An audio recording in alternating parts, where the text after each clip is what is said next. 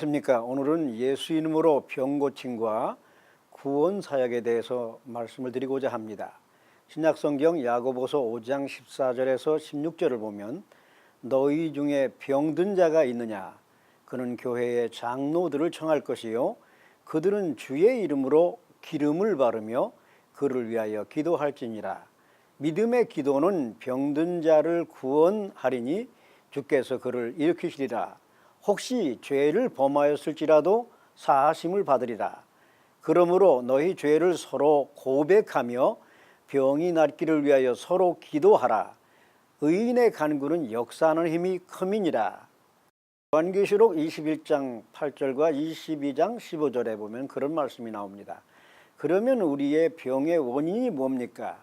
죄, 불순종, 마귀의 사로잡힘, 독약, 바이러스, 환경적인 요인 등입니다. 우리는 어떻게 병에서 치유받을 수 있습니까? 예수 이름으로, 성령의 능력으로, 하나님의 말씀으로, 또 안수로, 기름을 바름으로, 기도함으로, 금식함으로, 귀신들을 내어 쫓음으로, 제단 초청을 함으로 의학과 의사들을 통하여서 치유받을 수 있습니다. 또 요즘은 우리가 안식과 변화를 통하여 신적인 개입을 통하여 치유받을 수 있습니다. 예수님은 인간의 죄와 질병을 짊어지사 용서받고 고침받게 하십니다. 하나님은 예수를 믿음으로 죄악된 인간을 구원하고 마귀의 일을 없이 하여 승리하게 하십니다.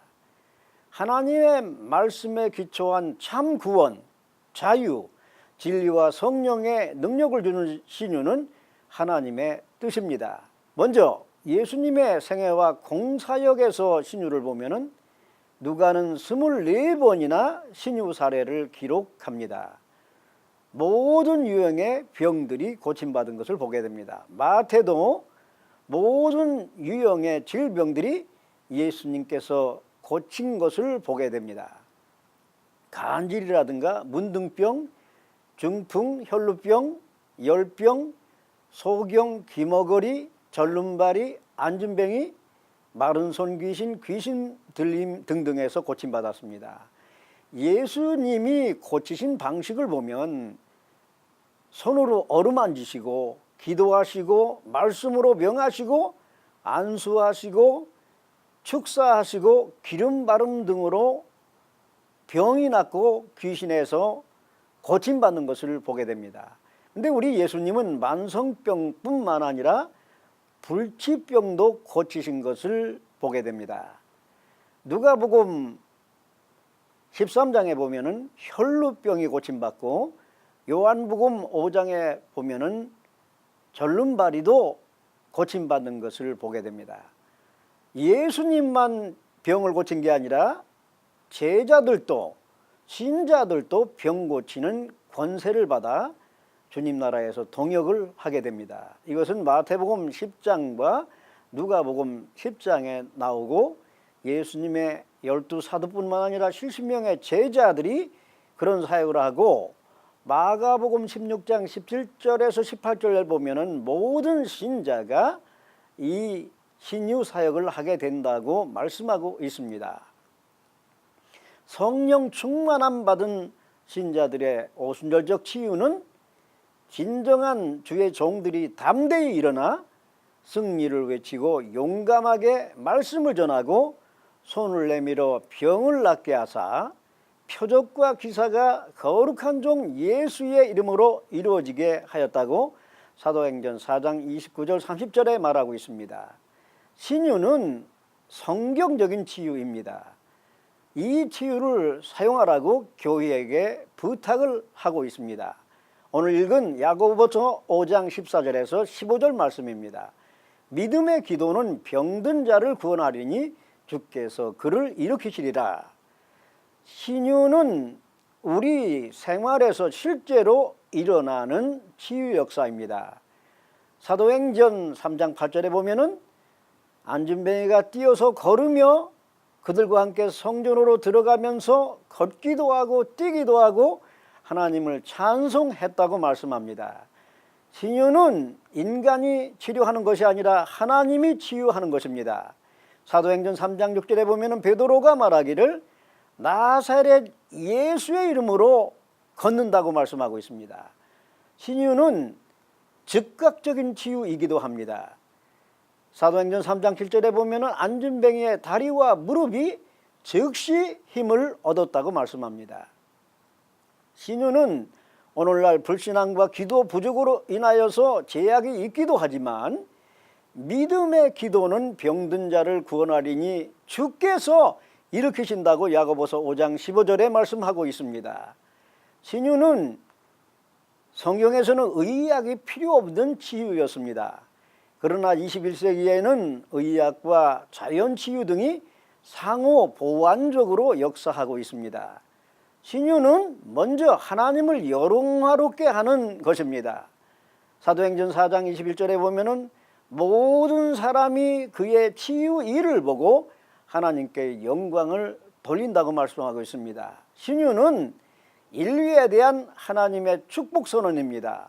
모든 백성이 그 걷는 것과 하나님을 찬송함을 보았다고 사도행전 3장 9절에 말하고 있습니다.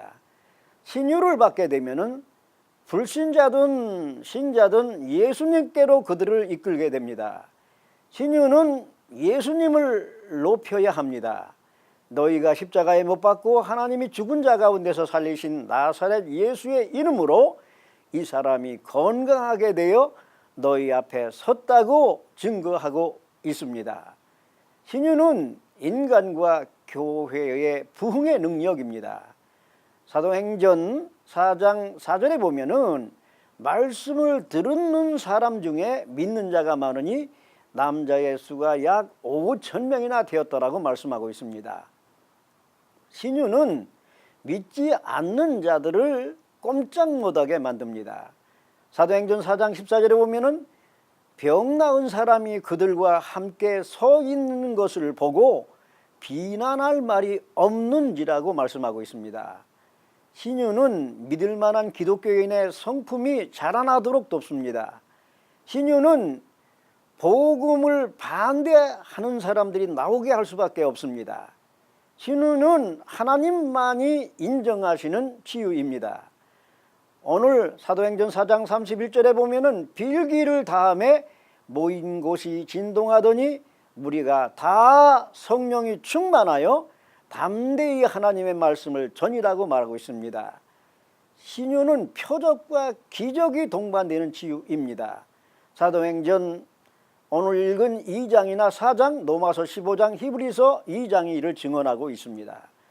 신유는 믿는 사람들이 언제라도 사용할 수 있는 가능성 있는 도구입니다. 믿음의 기도는 병든 자를 구원하리니 주께서 그를 일으키시리라.